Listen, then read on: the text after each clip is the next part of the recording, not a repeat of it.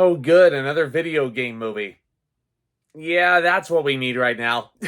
Five Nights at Freddy's was directed by Tammi and it stars the 31-year-old Josh Hutcherson, which, on just saying that out loud, didn't I just see this guy in Breach of Terabithia a year ago? Where has the time gone? And where's Anna Sophia Robb been? Josh Hutcherson plays a troubled security guard named Mike, and the film presents him as very down on his luck, and everybody around him basically thinks he's a failure. But he meets up with this career counselor who advises that he starts to work at Freddy Fazbear's Pizza during the graveyard shift. Yeah, that'll teach him. While spending his first night on the job, he realizes the night shift at Freddy's won't be so easy to make it through, especially with some pretty weird-looking animatronics who might not be the friendliest of the bunch. Now look, nowadays when it comes to video game adaptations, I know I joked a little bit earlier on, but I can at least hope for a little bit of fun. Let's face it, when it comes to these adaptations, nothing else is ever going to beat The Last of Us, because that was just astronomically better than any other video game adaptation we will ever see. But we've gotten some good ones within this past number of years. Super Mario Brothers, which released earlier this spring, that was a lot of fun. Well, here we have a video game horror movie, perfect timing for Halloween, and critics have been slamming this one so far. And let me just say this.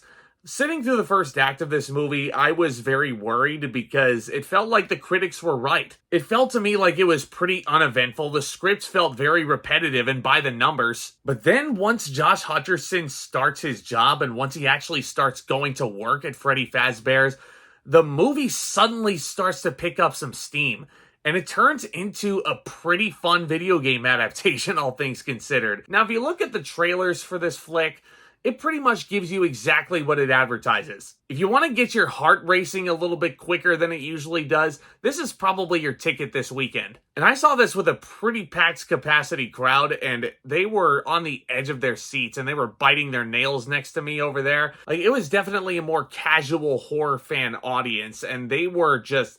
the jump scares in this movie, while more effective than they usually would be, they still bid on every single one. I still heard a bunch of audible gasps and a bunch of, nervous giggling behind me.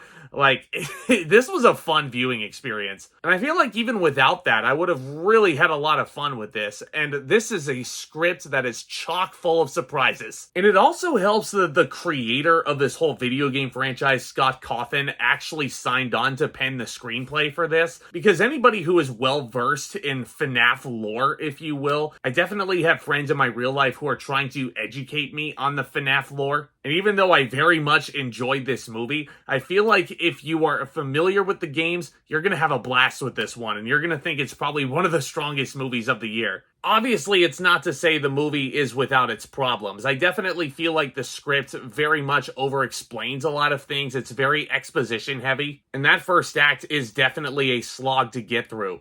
But I really respect what director Tammi actually does in terms of setting up the scares, and the framing and the cinematography really freaking cool and really creepy. When those animatronic eyeballs light up, that's not something you're gonna shake easily. And like I said, Tammi definitely knows how to set up some jump scares, even though there's a couple of false ones in there.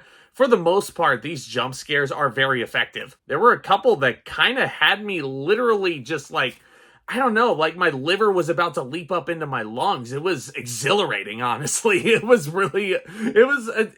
a feeling unlike anything I've had in a horror movie in a while. And going through the second and the third act, I was really invested in these characters, especially Josh Hutcherson, who I definitely feel like has grown up to be an extraordinary talent, not like he wasn't already. But this guy gets to showcase so much dramatic chops. This is a guy who's dealing with PTSD. He's taking sleeping pills to remember certain things. And even though there is a lot of exposition in this screenplay, all the exposition centered around his character work makes so much sense. I can definitely see why Josh Hutcherson took this role. And I actually like that the main relationship in this movie between Michael and Abby is a brother and sister relationship, which actually is one you don't really see all that much in a scary movie. And Piper Rubio is a really good little child actor, man. She was really, really good. There is one scene that she has with these animatronics that just made my skin crawl towards the halfway point. And I think for the most part, the performances are solid. You have Elizabeth Lail in this as Vanessa, this police officer that Mike meets along the way. And she knows so much more about Freddy Fazbear's than she probably should. And you also have Matthew Lillard, who was Shaggy 20 years ago.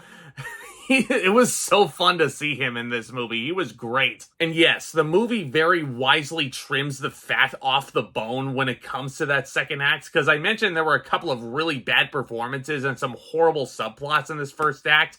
Like, the movie, I feel like, is aware of that, and it's almost like we're rooting for the movie to get rid of these characters. Granted, you shouldn't root for characters getting killed in a horror movie. That's a huge problem, because these are human beings after all. My god, some of these characters were presented as pretty annoying creatures, if you ask me. Overall, though, FNAF is not a movie that's gonna light the world on fire. It's not gonna be on the top 10 of the year for anybody, I'm sure. Heck, who knows? Maybe the FNAF hardcore fans will really, really love this movie, that they'll just put it in the top 10 as an unconscious bias or something. But that being said, this movie is nowhere near as bad as the majority of my peers are saying it is. I actually found myself having a lot of fun, and I was really invested in Josh Hutcherson's character's journey. And I think if you're looking to get your blood pumping going into the spooky season to wrap it up, Five Nights at Freddy's might be your ticket, guys. I'm gonna give FNAF a B-.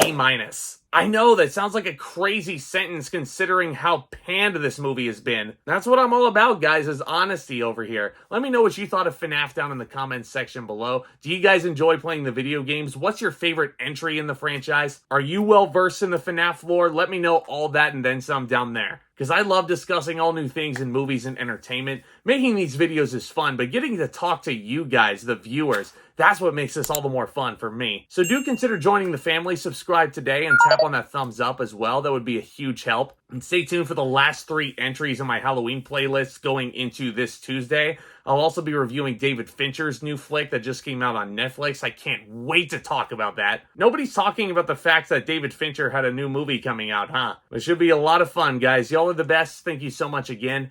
And with all that being said, Back Talk, commence.